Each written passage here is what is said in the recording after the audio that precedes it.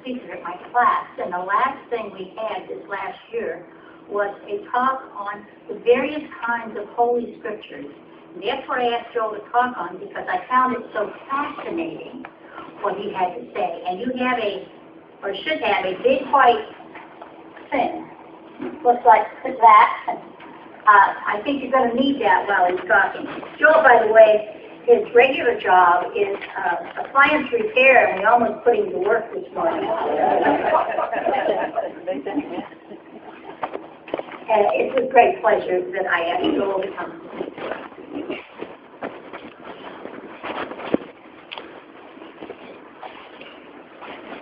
Hi, I'm Joel. It's a pleasure to be here. I've been a Baha'i for 36 years. I've been married for 37 years. That's my wife over there in the blue. I can tell you that I took one of these internet surveys to decide which church you should go to, and after I finished it told me that I should be Unitarian. The things I've done in the last 10 years, we've gone to Belize, Central America 4 times, and the Baha'i National Administrative Body set it up there, so I got to travel the entire country and talk to people. And I actually got to live in the homes with Mayan Indian, with the Garifuna people. The Garifuna are an African tribe who brought over as slaves, but the slave ships crashed and they escaped. They were never slaves. So the Garifuna are actually the largest ethnic minority of Baha'is in the world. I wrote a webpage about the messianic prophecies of the world's religions. It's interesting that each of the world's major religions all have messianic prophecies foretelling the coming of this great teacher who is going to unite us all as one human family. So that if you do a search at Baha'i and search for Baha'i and prophecy fulfilled, you can find that. There's also some articles that I wrote on there about Christian topics, which, if I understand correctly, that Unitarians get beat up just about as routinely as Baha'is do by fundamentalist Christians. There's some articles on there that might help. On Isaiah, on resurrection, on I am the way and the rapture. What the true context is and what they really mean. And you'll find that for the most part, if you go back to the original, most authoritative teachings on these topics, it's exactly the opposite of what most churches teach today. So, I do video editing on the computer, and I've got a couple hundred videos on Google and YouTube. I guess tell you a little bit about Baha'i. One thing different, I guess, about Baha'i is we don't have any priests or ministers. So, I'm not a priest, I'm not a minister, I'm not trying to do this. As Virginia said, I do appliance repair, so as a public speaker, I'm real good at fixing refrigerators. So, one of the ways that we function is everyone assumes the role of minister. Everyone is no one, actually. No one is allowed to step up and assume any kind of position. We are encouraged to not follow people with strong personalities. We are told we do not speak in pulpits, so it's strange. One of the ways we function is we have study circles, and this is a quote that we use for study circles, where we basically educate ourselves. And education is the bonding, it's the life-changing thing. There is no right way to do anything in the Baha'i community because Baha'i is totally global, and different places in the world will do things differently, and that's just fine. So as Virginia said, I first met Virginia and Rod and Jeanette at the local interfaith group meeting. We hosted quite a few of these meetings in this building here. And so from that, Virginia asked me to speak at a comparative religion class. So I made this compilation of various quotes here. I noticed that I forgot to put the sources on there and where they're from. So hopefully we can do this, go through this, and have a little fun with it. Make it like the TV show Jeopardy.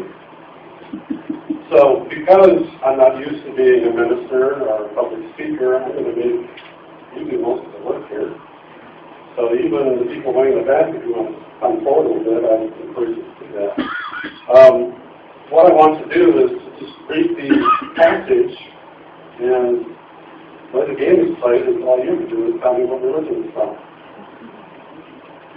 So does someone like to read the first quote there? Do unto others?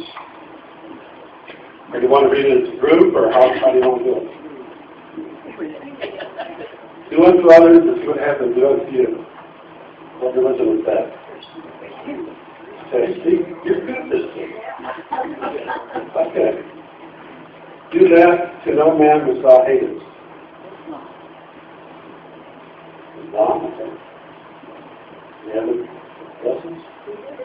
What does that mean? Anybody else? Don't be shy.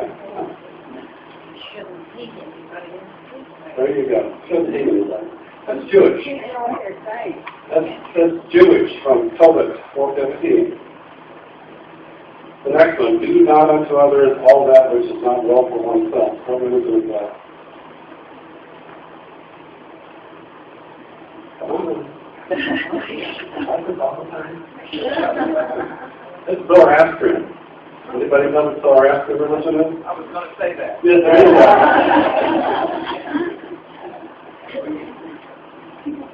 This is supposed to be audience participation. Help me out here. Zoroastrian religion is a religion that was founded about 1000 BC in Iran by a monotheistic prophet. He gave a code of laws very similar to that Moses gave to us. And his teachings inspired the rise of civilization known as the Persian Empire. And it's fascinating the links between the Persian Empire and the Hebrew society. That Jews were taken captivity into Babylon and Persia, and it was the Persians who freed them and sent them back. It was the Persians who rebuilt the temple in Jerusalem. So this is the Zoroastrian aspect of what I say. Today they have is Parsi. They were extremely persecuted when Islam moved in to Iran. They escaped. They went mostly to India, where they were known as Parsi. And today they are known as probably the most scrupulously honest people in India. Hurt not others with that which means yourself. Right.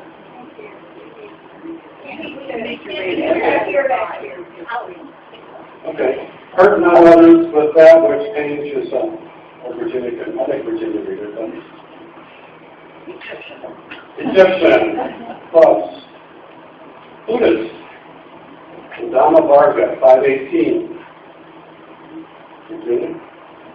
Men gifted with intelligence and purified souls should always treat others as they wish themselves to be treated. Male supremacist. Okay. She said male supremacist.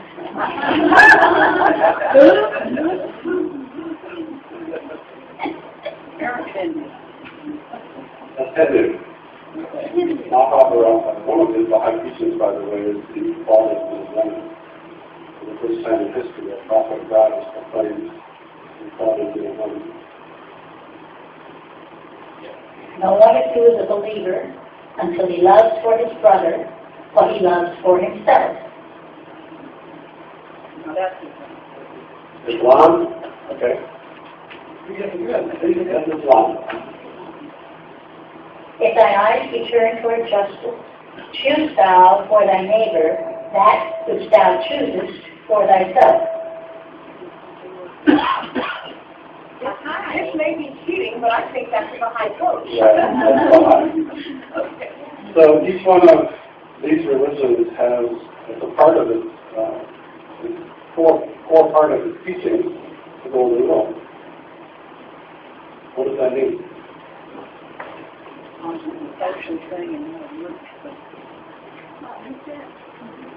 Common sense? Well, I should say it's because it is the same intelligence that spoke to all of the prophets, and that They are all interconnected, they're all interrelated, they're not separate, distinct, associated. It's primarily just the barriers of geography and that have made them separate. But in their core, they're all the same, all the same things. Belief and works. Work out your own salvation with fear and trembling.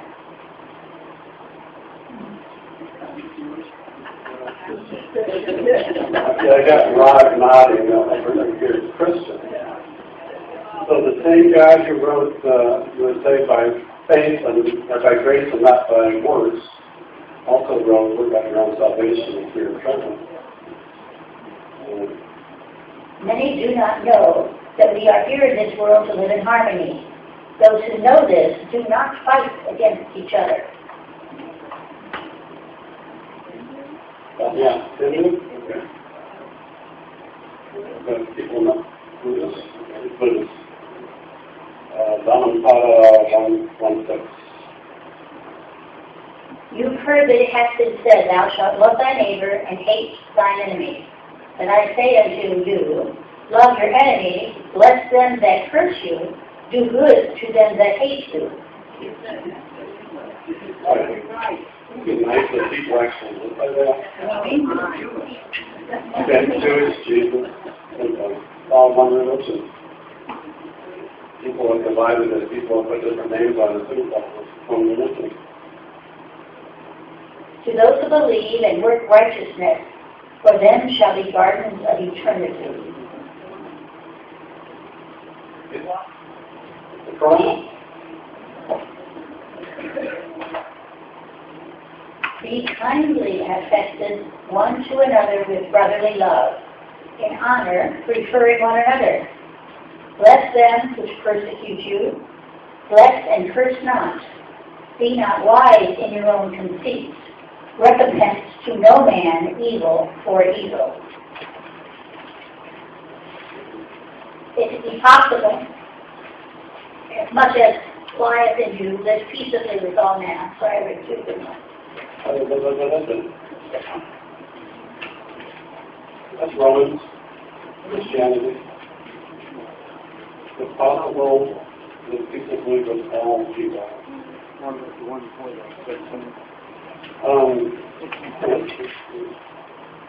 Yeah, that's good. Many will say to me that day, Lord, Lord, have we not in thy name done many wonderful works? And then I will profess unto them, I never knew you. Depart from me. Depart from me, ye that work iniquity. It's Jesus. So it actually doesn't matter what you do. It doesn't matter how you relate to other people. I don't know what your experience is, but if I had a nickel for every time I'm told that I'm going to hell, I'd be a nickel-aire by now. So that last quote, where's it from? Matthew 7:22. Abandoning all other duties, come to me alone for shelter. That's Krishna in the Bhagavad Gita. He is the one way to God. Whoso seeks guidance elsewhere, God will lead him astray. Come on, I thought you people were sharper than that's the Quran. Do not add to what I command you, and do not subtract from it, but keep the commands of the Lord your God that I give you.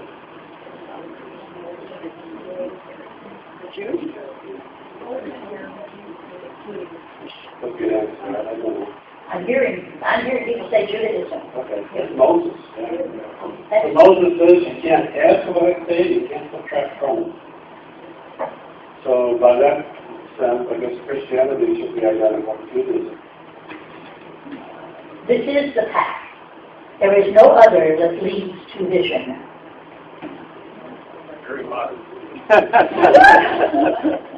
April passed. Buddhism.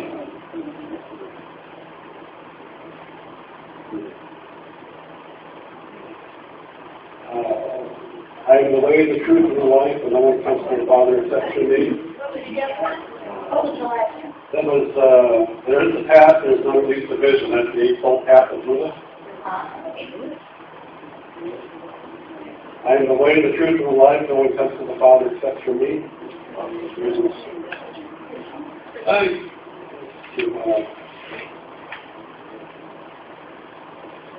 The word that is translated here is way. In the original Greek is hados. And hados is a Roman highway. If you look in the Greek lexicon, it's not a dirt path, it's not a gravel road. It's a road that's on purpose. It's a Greek, it's a Roman highway. And of course Jesus was used parables to get his message across to people. So I can just imagine him standing on the Roman highway in Jerusalem talking about what this means. And there was a saying back then that all roads lead to Rome. The road that he was standing on literally went to Rome. And to the Roman God, which of course they believed that Caesar was God. So what Jesus is doing is flipping script a little bit, changing the understanding of this and saying, I am the highway, the true highway that leads to God. The Romans would say this is the highway that leads to Rome and to Caesar. I don't know if you've ever got that interpretation before, but if you go through the Bible and look at the I am statements of Jesus, he says all kinds of things like this. I am the vine, I am the light, I am the door, I am the star. There was literally none of these things. None of the parables. There is only one religious way. This one way is that of good thoughts, good words, and good deeds. Thoughts, words, and deeds. This is the core teachings of the Zoroastrian religion.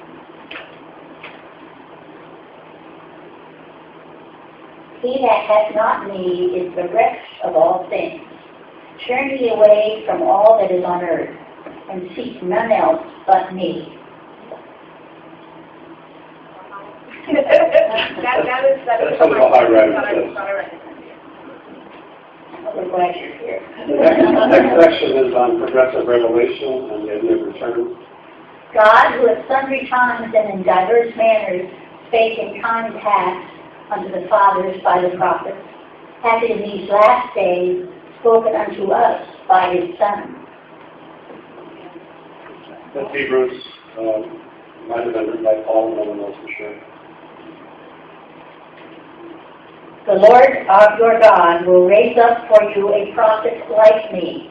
You must listen to him. It's Moses. What's interesting about that passage is at one point Jesus says that God will send you another comforter. In the original Greek, the word comforter is parakletos. Para is one like a paramedic or a paralegal. Kletos is a holy one or a prophet. So Jesus, in essence, that passage is translated as another comforter. The word is parakletos. What he's saying is, I will send you another prophet like me. Moses, in this passage, says, God will raise up for you another prophet like me.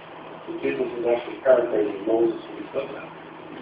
The idea of the progression of the prophets is an integral part of Judaism, Christianity, all religions. Jesus of Nazareth, which was a prophet, mighty in deed and word before God and all the people. That's from Luke 24. Even his own followers called him a prophet. Jesus, who has changed his forms and his name from the beginning of the world, and so reappeared again and again in the world, until coming upon his own time and being anointed with mercy for the works of God. That actually is this is a bit of a curveball I threw in here. It's from the writings of the Church Fathers. It's from the Clementine Homily, Homily 3, Chapter 20. Clement supposedly was a traveling companion of Peter. And this is from the sayings of Peter. It's not the Bible, but it is one of the original non-biblical Christian writings. And what's interesting is it says that Jesus has changed its forms and names from the beginning of the world and has appeared again and again in the world. What would Christianity be like if it had that concept? Concept's in there in the Bible, but it opens the door for valuing diversity and recognizing other people other than just one possibility. I wish it would make it known. Whenever there is decay of righteousness and there is exaltation of unrighteousness, then I myself come forth for the destruction of evildoers, for the sake of firmly establishing righteousness. I am born from age to age. That passage essentially says the same thing as the previous one. This is one. Who?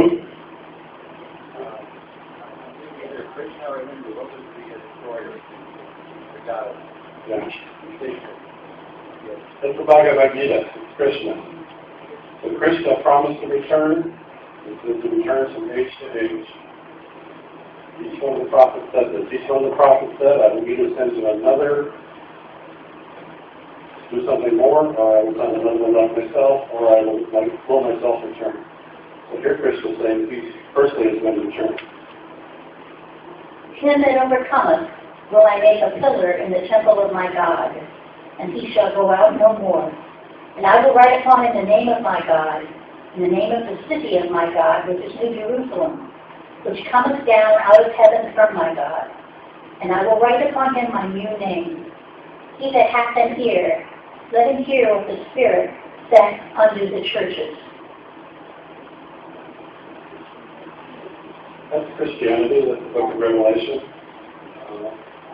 When Jesus says, the he that overcomes, one of the interesting things about the idea of overcoming is that Jesus a number of times said that Christians, by the time this happens, will be deceived. He says even the elect will be deceived. Peter, Paul, the church fathers all said that a time will come when Christians will have declined in their understanding. It will become like the Jews at the time of Jesus who did not recognize the appearance of Jesus. Even Jesus himself said that that's what's going to happen again. So Jesus is going to come with a new name, and he that overcomes, only he who overcomes this confusion or this misunderstanding will be able to recognize him. So it gives a whole different meaning to well, it all goes back to the idea of the progressive appearance of the prophet throughout the ages. If you love me, keep my commandments, and I will pray the Father, and he shall give you another comforter. He shall teach you all things. He will send you another comforter, another Paracletos, another Holy One like me. Yeah. Yeah, it's just a surprising to a lot of Baptists too. So,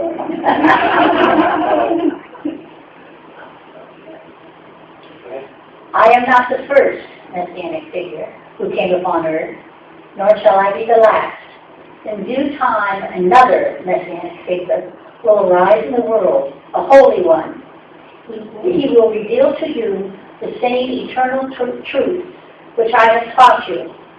He will proclaim a religious life, holy, perfect, and pure, such as I now proclaim. that's easy. All is one. Come on. John? Moses? John? Jesus, John. Capano, Buddha. Buddha promised to return. I ain't getting it. So did everybody else. The revelation, which from time immemorial hath been acclaimed as the purpose and promise of all the prophets of God, and the most cherished desire of his messengers, hath now, by virtue of the pervasive will of the Almighty and at his irresistible bidding, been revealed unto men. The advent of such a revelation hath been heralded in all the sacred scriptures. Sounds like it might be on the high That's up the high court, yeah. What's interesting is each of the world's major religions has foretold you the return of their own prophet or the appearance of this great teacher is going to appear. And they give some very specific signs about how to recognize it. And in this passage, Baha'u'llah, the prophet founder of the Baha'i faith, tends to be the one that they're expecting. So from a Baha'i perspective, what that means to each and every one of us here is that we're living in a time where knowledge is greatly increasing, which is a passage from the Old Testament. We're living in an era where we're coming together as one planet. Like the banner right there, there's only one world. And one of the problems that accompanies the coming together of people, sometimes when we compress things, but the compressor is not working, things get hot. So what we're experiencing now is the clash of cultures, the clash of religions. The ultimate outcome of all this will literally be one family. So that's, as far as I understand, your objective, my objective. So, yeah. We can notice that it's been a little bit late. Okay, well, read the conclusion then. Verily I say, this is the day in which mankind can behold the face and hear the voice of the promised one. The call of God hath been raised, and the light of his countenance hath been lifted up upon men. It behooveth every man to blot out the trace of every idle word from the tablet of his heart, and to gaze with an open and unbiased mind on the signs of his revelation, the proofs of his mission, and the tokens of his glory. Okay, that was the highlight again. One of the songs that it was from the Baha'i Remix, Baha'i Faith. I'll leave the answer sheet up here if anybody wants to see it. One of the songs that I actually couldn't find it when I gave Virginia the CD of music, but this is actually a song. In the conclusion, it says, there could be no doubt whatever that the peoples of the world of whatever race or religion derive their inspiration from one heavenly source, they're the subjects of one God. The difference between the ordinances under which they abide should be attributed to the varying requirements and exigencies of the age in which they were revealed. Arise and armed with the power of faith, shatter to pieces the gods of your own vain imaginings, the sowers of dissension amongst you. Cleave unto that which draweth you nigh, draweth you together and uniteth you. The diversity in the human family should be the cause of love and harmony. The diversity should be the cause of love and harmony. As it is in music, where many different notes blend together in the making of a perfect chord. If you meet those of different race or color from yourselves, do not mistrust them and withdraw yourself from their shallow conventionality, but rather be glad and show them kindness. Think of them as different colored roses growing in the beautiful garden of humanity, and rejoice to be among them. Likewise, when you meet those whose opinions differ from your own, do not turn away your face from them. All are seeking truth. There are many roads leading thereto. Truth has many aspects, but remains always and forever one. Do not allow differences of opinion or diversity of thought to separate you from your fellow man, or to be the cause of dispute, hatred, and strife in your hearts. Rather, search diligently for the truth, and make all men and women your friends. It's been a pleasure for me to be here this morning with you. I see kindred spirit.